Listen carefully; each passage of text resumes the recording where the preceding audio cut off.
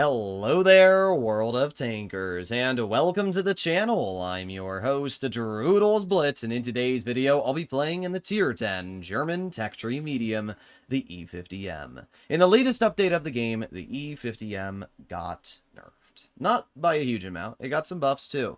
First of all, let's talk about the buffs. It now has AP Standard, which is actually a rather substantial buff, because AP has a bigger buff on calibrated shells, and it has shell normalization. So overall, this tank probably gained like 15 mils a pen.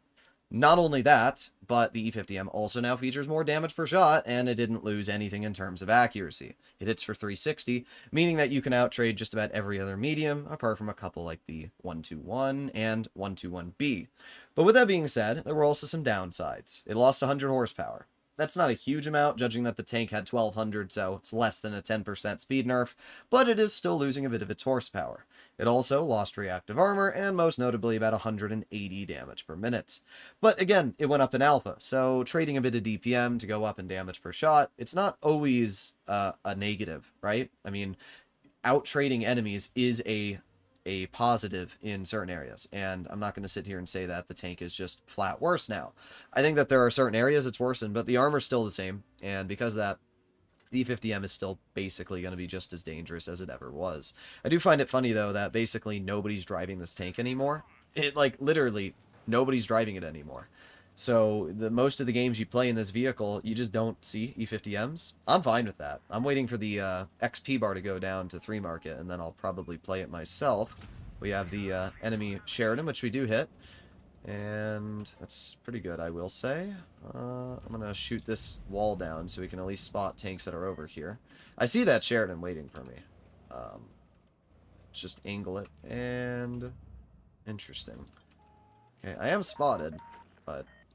let's attack. Yeah, that's not happening. As I said, I know they have a Sheridan over here. There's no way I'm going to attack and bleed my HP when there's a tank there like that. Bonk. Nice shot into the enemy T100.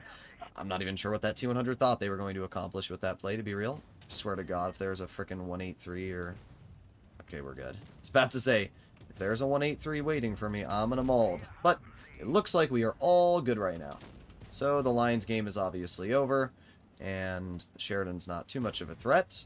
So we're going to move over here. We're going to aim it on the T100, and boom! 460 damage HE. We get a bounce. Oh, that's a Foch. I did not realize that. Okay. Let's aim it on the T100. Take that player out of the game, which is quite nice. And still have the Foch. Nice. Okay, we get a bounce from the 183. I'm going to cap this base as well. And we're doing okay now. We brought it back. A little sus there for a second, but yeah, we're doing fine now. I was just worried that the Foch was going to double tap me. We back up. Can we actually get a angle here? Oh, we can. Nice. Okay. There you go. Where did we get shot? In the lower plate? Yeah, just the peak edge of my lower plate was showing there, which is not what I wanted. I also have no clue what the Z100's doing. I think he's lagging out or something, but we're going to aim it on his tank again. There you go. 385. Pretty good stuff. We're already up to 3,700 damage in this game. We have the Foch's side armor, which we do get a nice shot into for 401. I think you can easily see how this thing having more alpha damage does feel quite nice. That was a pretty bad roll into that player there as well. But yeah, this thing having more alpha, it feels pretty dang sweet, I have to say. Being able to roll enemies with a... okay, thank you, RNG.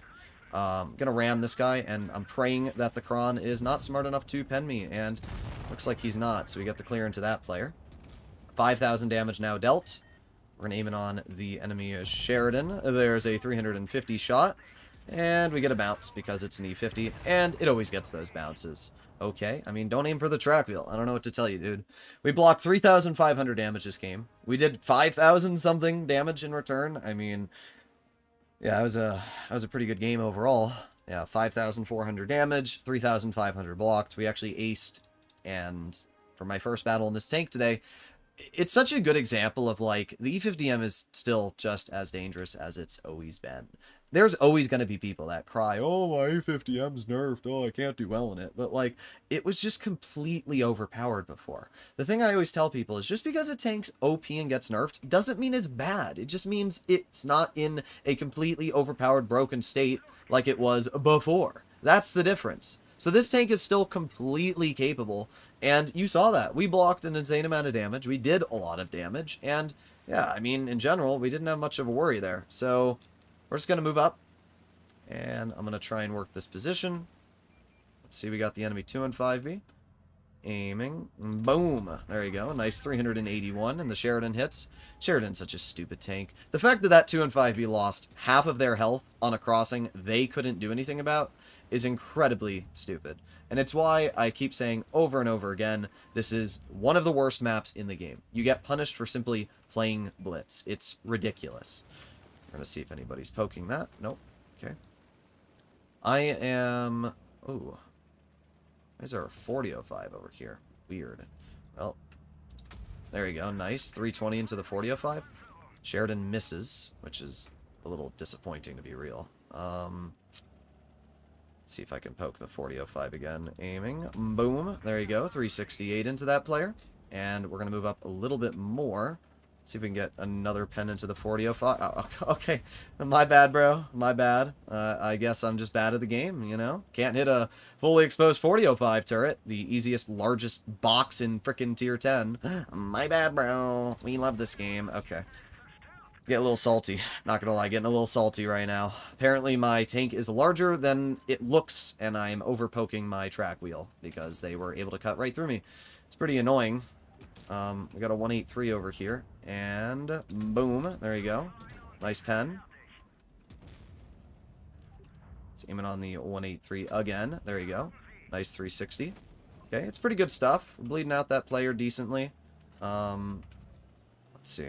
It's aiming on the Kron. Boom. There you go. 376, and we back off. Alright, pretty good stuff. We're up to 2,200 damage now. And we're bringing it back, right? We bled a bit of health in the beginning, but we haven't bled too much now. I'm going to make this crossing and hope that we can do it for free. Alright, looks like we did get a cross for free, which is quite nice. Perfect. Kron was not fast enough to shoot us.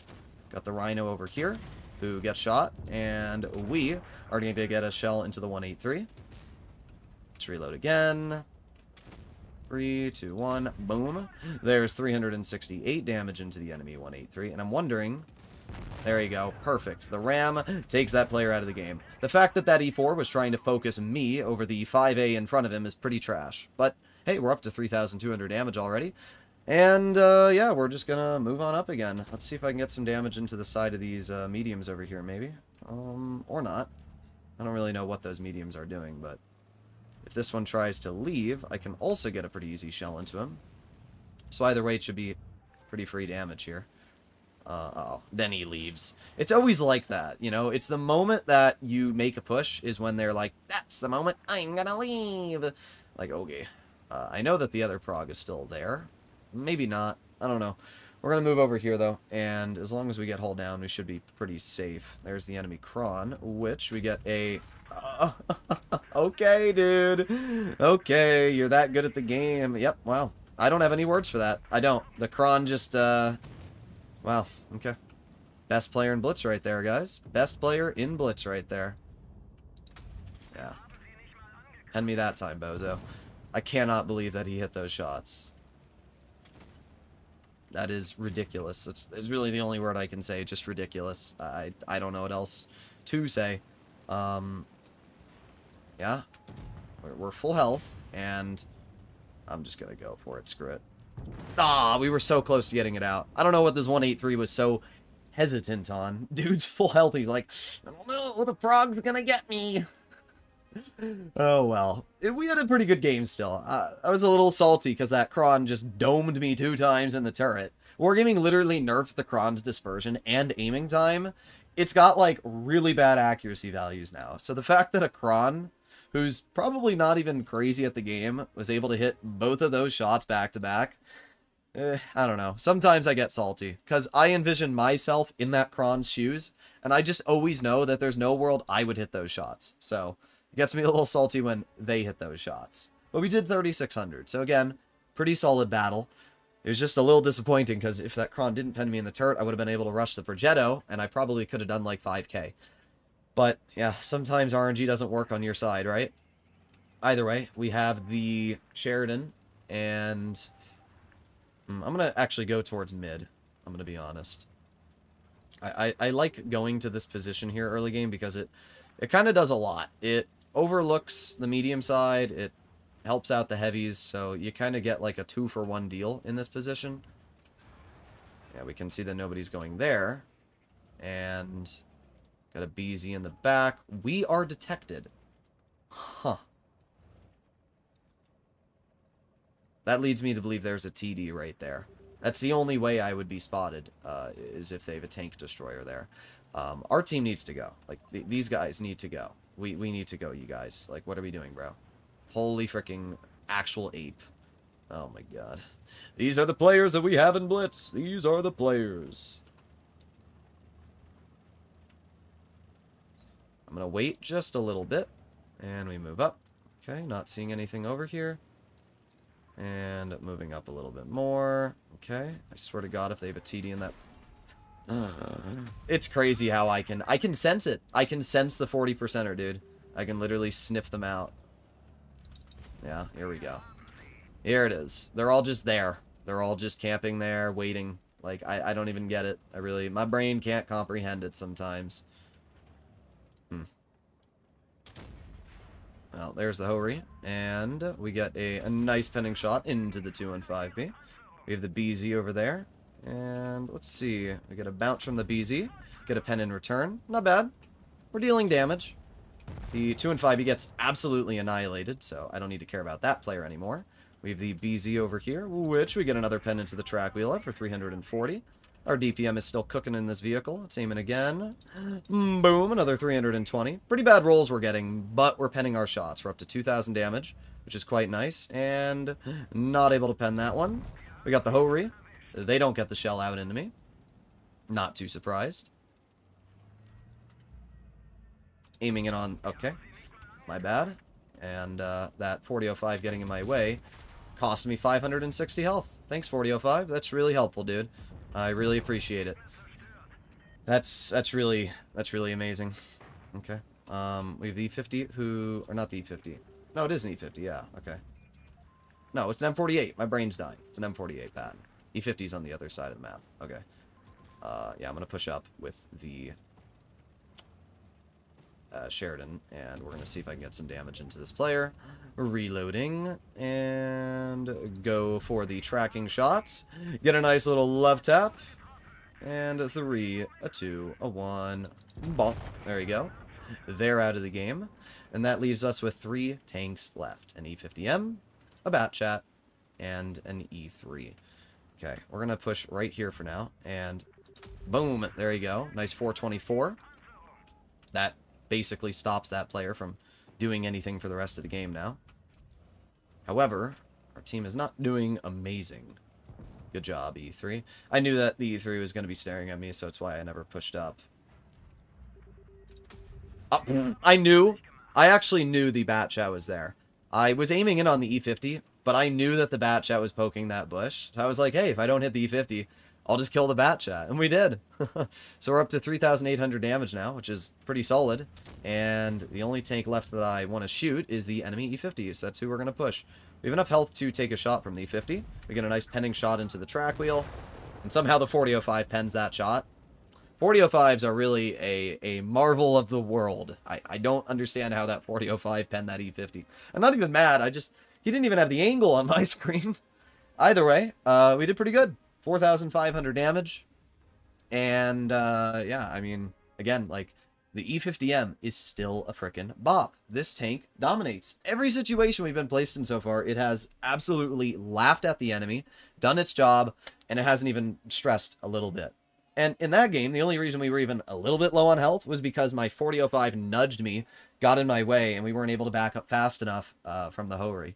Whenever I am playing Blitz, my brain is always like trying to calculate when I need to start backing up based off the reload of the enemy tank and how much time it's going to take me to back up based off of my vehicle's mobility versus theirs.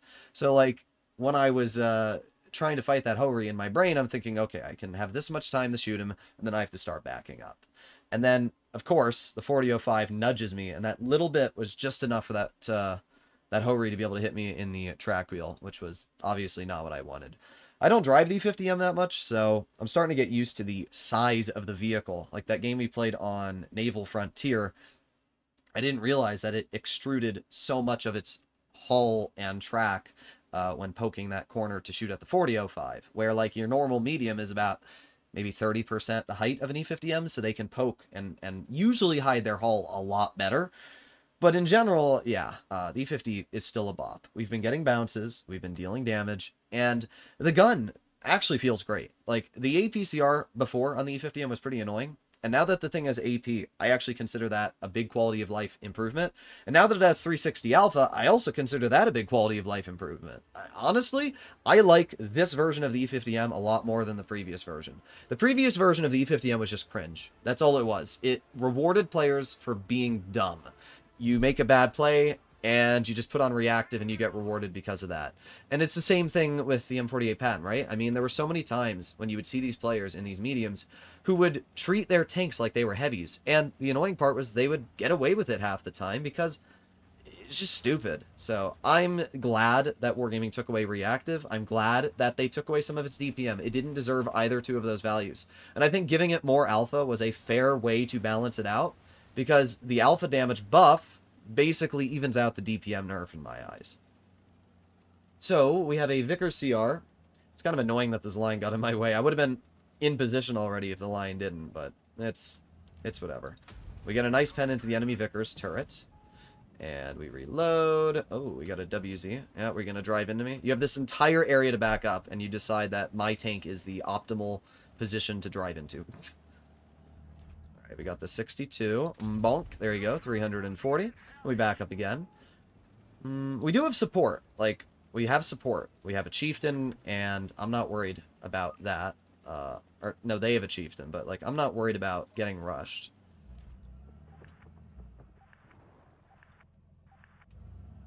Okay. I'm spotted. Okay. From what? I don't know. Our heavies are refusing to do anything right now as well, which really sucks, because we need our heavies to actually do something right now, or we're going to get into a really awkward spot here. Yeah, no, we're cooked already, aren't we? Yeah, this is really fun. Yeah, this is amazing. Our Foch moves up, which is nice. Yeah, there it is. That's what I was worried about. They have TDs on the ridgeline. There's one nice pen into the T30, and okay, T30's gone. That's pretty important. We know that the 183 was over here. I don't know if they're still over here, but they were. So that's kind of scary as well. Okay, I'm going to poke the 62. There you go. Nice pen. Yeah, the 183 is in a position where I don't have to be too scared of them right now. I can see them as well, so I don't have to be, you know, super nervous about them poking me. We've done some decent damage to the enemy 62, and that 183 is still a big threat. A big old threat. But we're getting them bled out, so if I just keep waiting here, that 183 is going to continue getting bled, and now I can poke them myself, get the clearing shot, and that's exactly the play that I needed to make. Like, I think we're honestly playing this to a T right now. Kampfpanzer, not really sure what the thought process is, but they bounce me. The Kampfpanzer only has about 350 mils of pen, which means that... Oh, that was unfortunate. But yeah, the Kampfpanzer is about 350 millimeters of pen, so because of that, it is quite easy to cut through the Kampfpanzer. We have the Chieftain over here.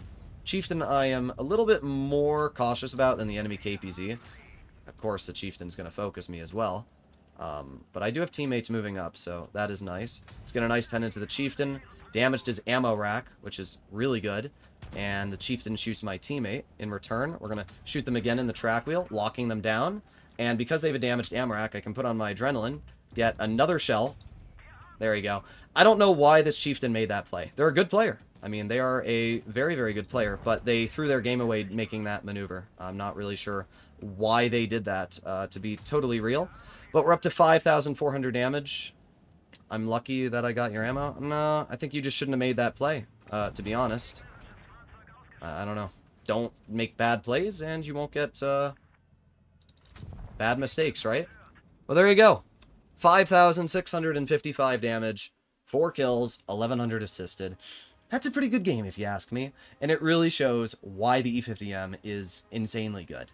And yeah, I don't know what else to say. The E50M is a bop. We actually aced it in this game as well. Like, Anybody that's going to come into the comments and say, like, oh, the E50M's not good anymore, you're wrong. It's not even an opinion. Like, you're just wrong. If you miss the fact that it has reactive, or the fact that it had more DPM before, that's just because the tank was literally overpowered. It was one of the most dumb tanks in tier 10. It didn't deserve those capabilities.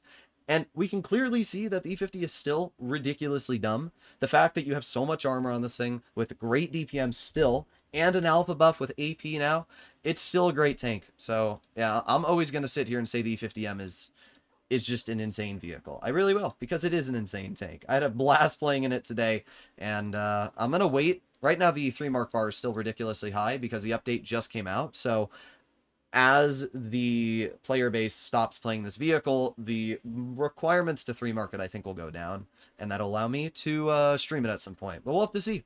Hopefully you enjoyed the video. See you in the next one. Bye-bye.